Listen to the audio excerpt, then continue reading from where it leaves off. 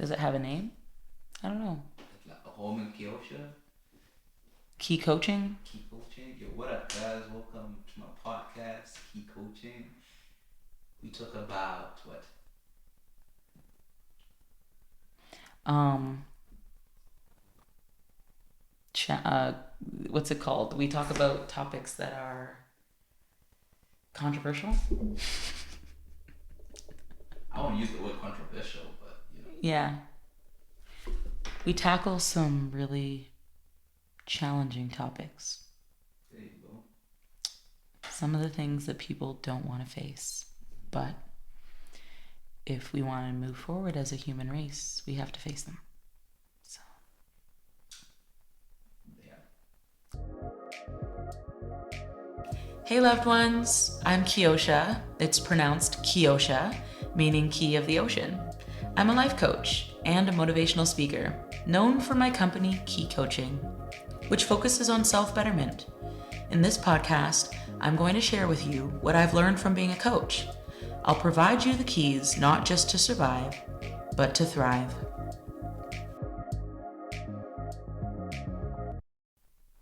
I'm going to be touching on a few different topics. The first thing, and they all connect together, is going to be the topic of rejection. I know, it's a tough topic, but I mean, hey, I already told you it was going to be tough.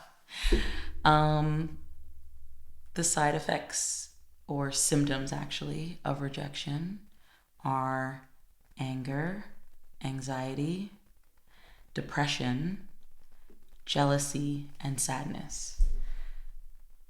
First of all, we probably didn't even realize that there were symptoms to rejection.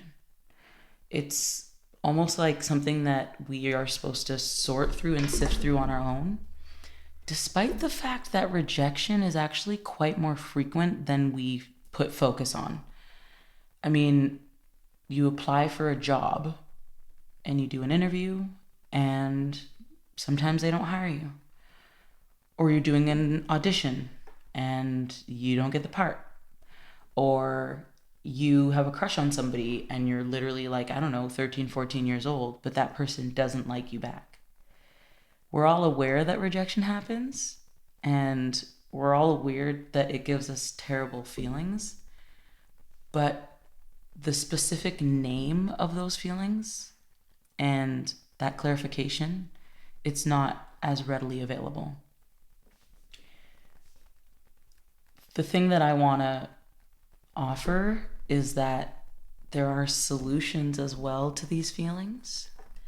When you're struggling with anger and you feel like you have a short temper or a short fuse, in general, affirmations are just 100% fuel for what you need. Like affirming that you have patience and doing that on a regular basis gives you the tools and the keys that you need to like open any door in life. And yeah, as many times as you affirm that you have patience, you train your brain to use that patience in a situation that can cause you to get irate or angry. Even though we don't realize that anger can be a symptom of rejection, because it can be a symptom of a lot of different things. But it can also be directed in a lot of different places. Like, for example, I have road rage.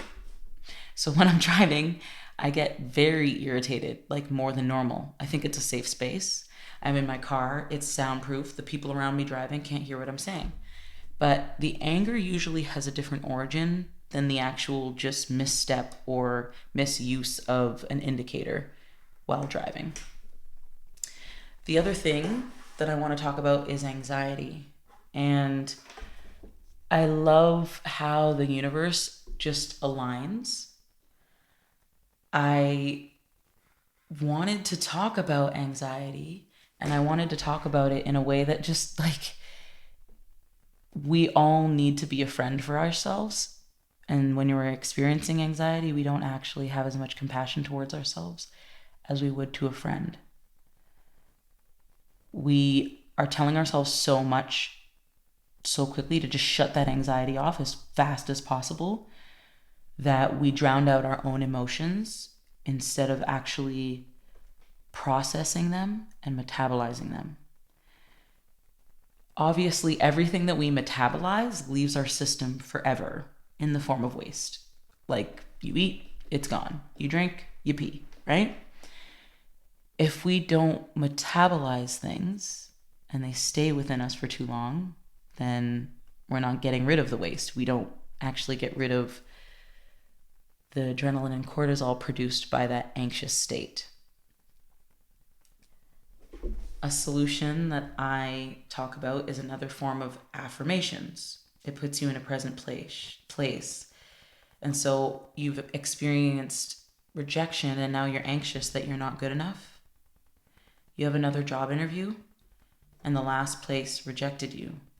Now you're thinking that you might not be hired by this following company too.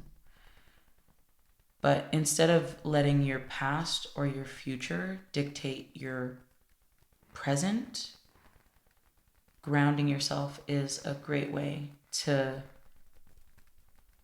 alleviate and dissipate that anxiety.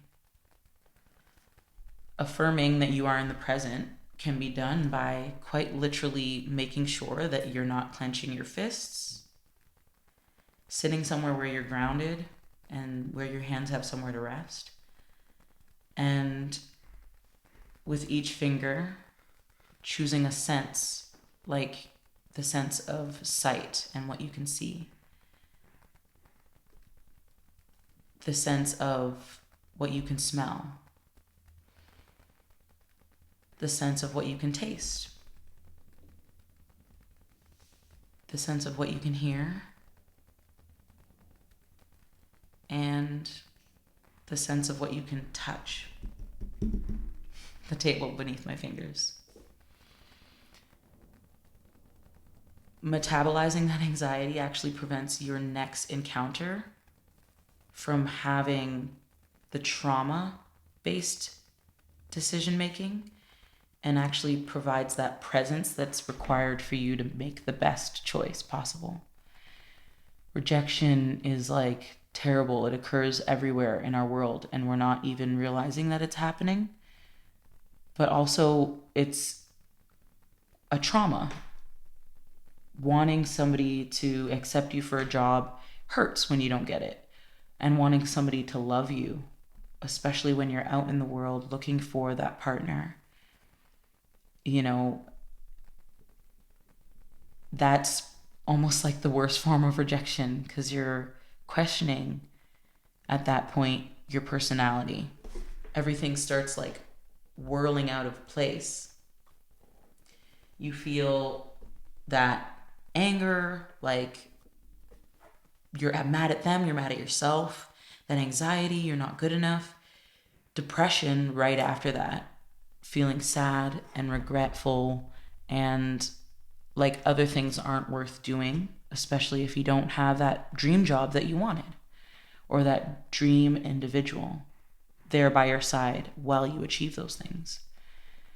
And when you're experiencing depression as well, it's harder to just like do these affirmations and practice these really good practices. But the affirmations can change your vibrations in your cells. So we touched on anger, we touched on anxiety, we touched on depression, jealousy, not wanting that other person to interact with other people, and not wanting to share your friends at that time because you feel like you need them more than them interacting with other areas of their life. And mostly sadness. I personally use affirmations such as I am patient, I am calm, I am happy, and I have zeal and a zest for life. I am accepting, and I am elated. I say I am patient in rebuttal to anger. I say I am calm in rebuttal to anxiety. I say I am happy and have a zest for life in rebuttal to depression. And that I am accepting in rebuttal to jealousy. I say that I am elated in rebuttal to sadness. And I say these things to myself every day because I'm feeding my cells what I need, and I want to give you the information to be able to feed your cells what they need. We know what to put in our bodies to eat healthy. Children as young as 4 can name healthy foods, fruits, vegetables, grains. But we don't always know specifically what we need to counteract specific symptoms, such as rejection and everything that comes with it. So I feel like that is my multivitamin. I know that I'm not going to be sick every day of my life. Yeah, one day I'm going to catch a cold or I'm going to have a flu, right? But if I'm taking my multivitamins every day, I'm actually more likely to have the strengthened immune system to either fight off these things in a shorter period of time or prevent myself from getting sick at all. And these affirmations are proactive. They're providing you with that groundwork, that solid foundation, so that when rejection hits you, anger, anxiety, depression, jealousy, sadness, like, the visual effect of all these shots hitting your body, that they're more similar to rubber bullets than real bullets. And it's the difference between you wearing a bulletproof vest and not.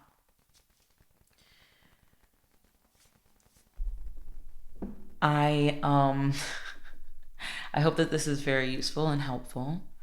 And I wanted to tie in that we're kind of trained in a way from society, unfortunately, to have like a masculine and a feminine role. So a lot of people who are, born as or identify as masculine, they don't even feel like there's a safe space for them to even verbalize those emotions. So rejection happens. Yes, they get it. They've been rejected. People know what rejection is. Whatever, go out for a couple drinks with your friends, move on, right? Wrong. There's symptoms that actually occur for every person on this planet. No one is an exception to the symptoms.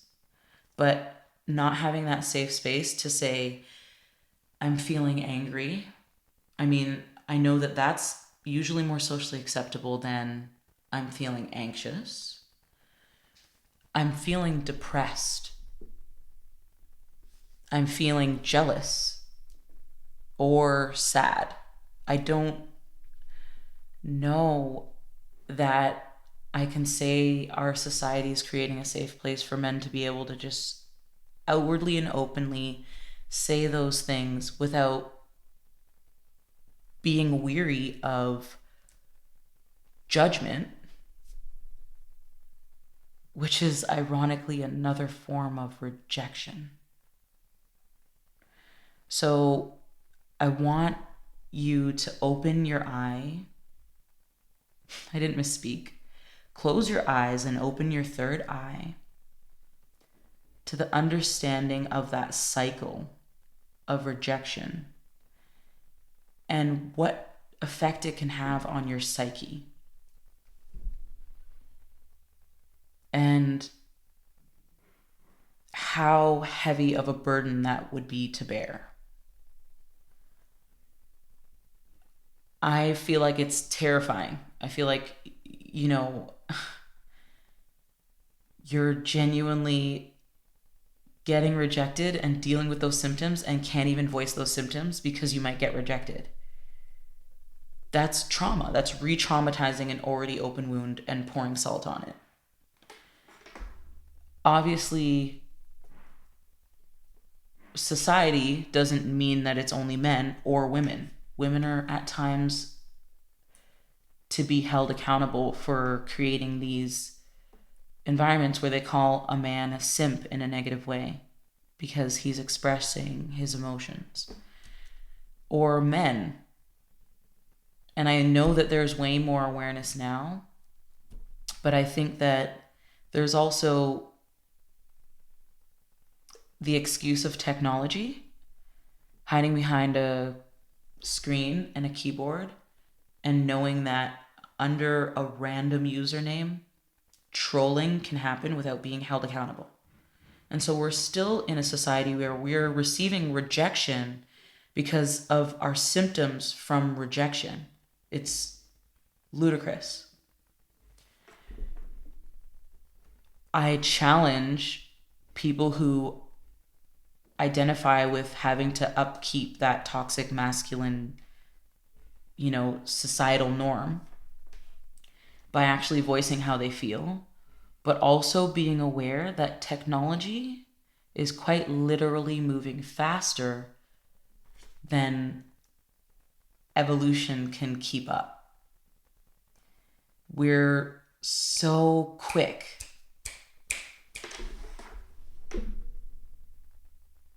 just taking a look at even the last 2 years. I'm at ease and grateful for so much technology that's been developed, but it's also a little scary. We spend way more time on our social media and on these devices, and that's what is setting our bar for how acceptable our presence is and what level our confidence is.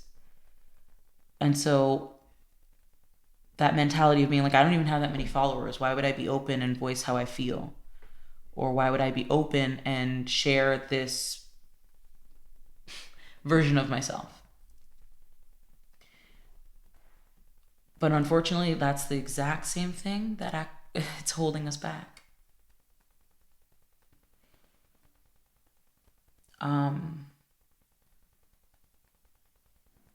It's holding us back. If we want to move forward as a human race, no matter the gender or ethnicity, we're going to have to make our own societal norms and uphold them. And change is effing terrifying. I'm going to insert a bleep there.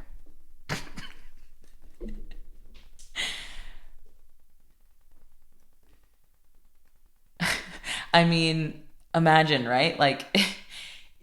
You're trying to do this thing and it's quite genuinely rejection.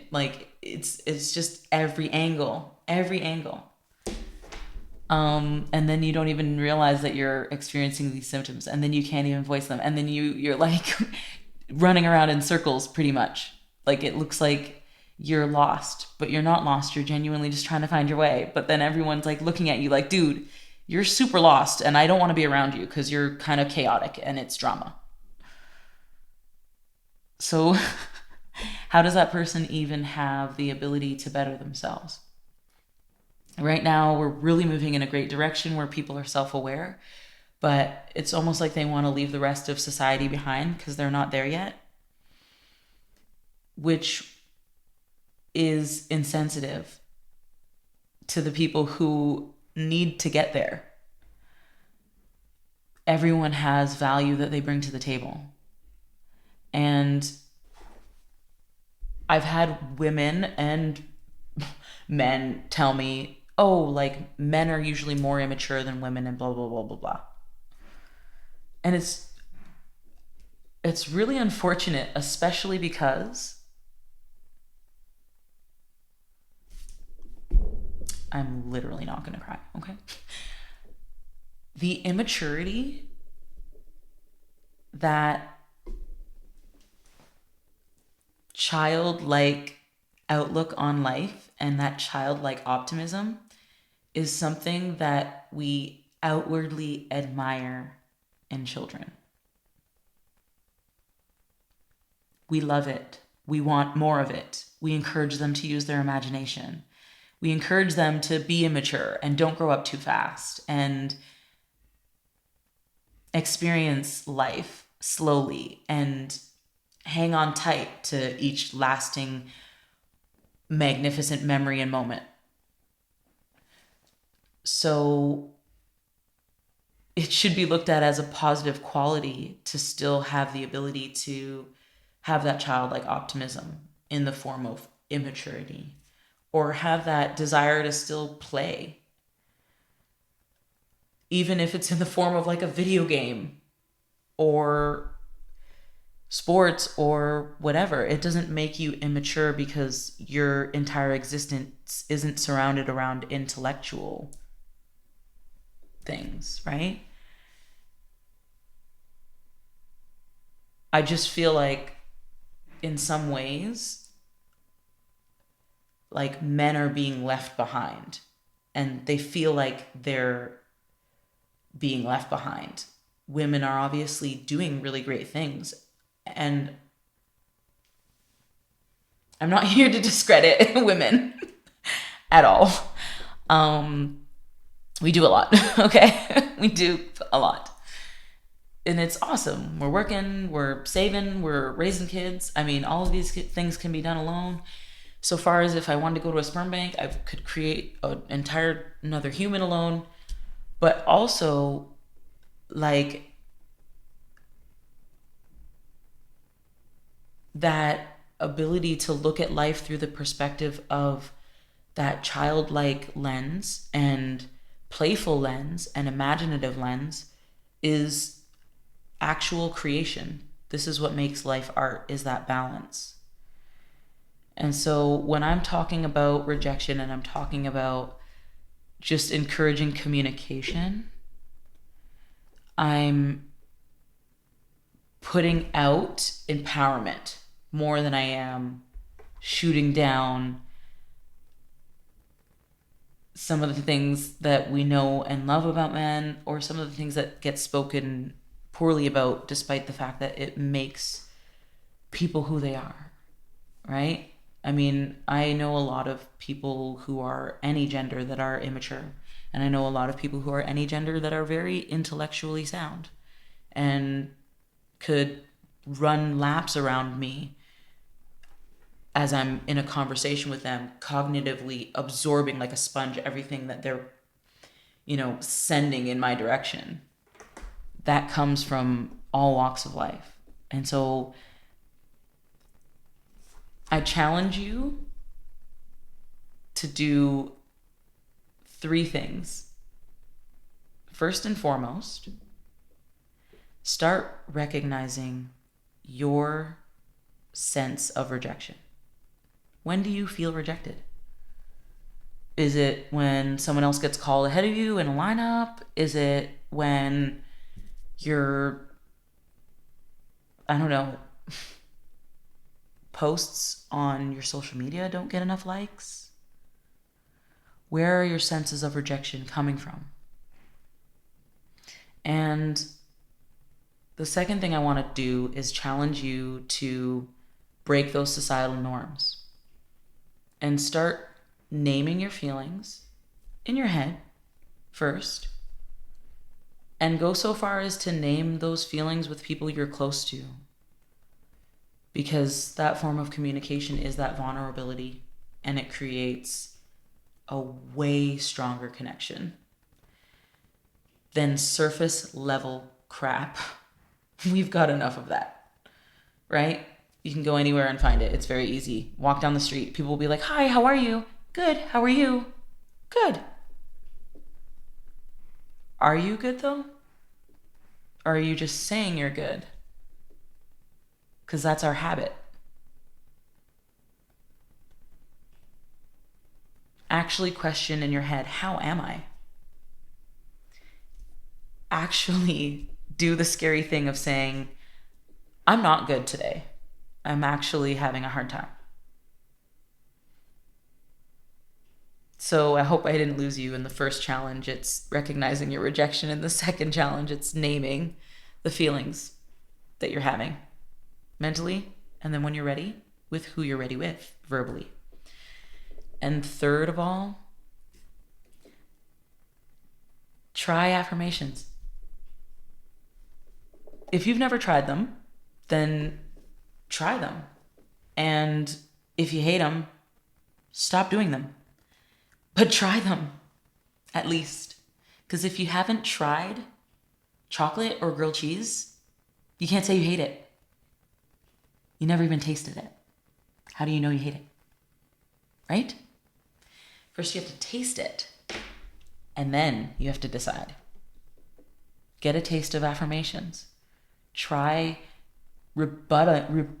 having a rebuttal and debating those negative intrusive thoughts that we've kind of trained ourselves to have, to make sure that we are functioning in society the way that they choose it to be. Less, conflict or less confrontation. I mean, telling someone that you're having a bad day isn't a form of confrontation. It's just honesty. So, I challenge you. Recognize your rejection. Name those feelings. And affirm. Affirm, affirm, affirm. Because I promise you,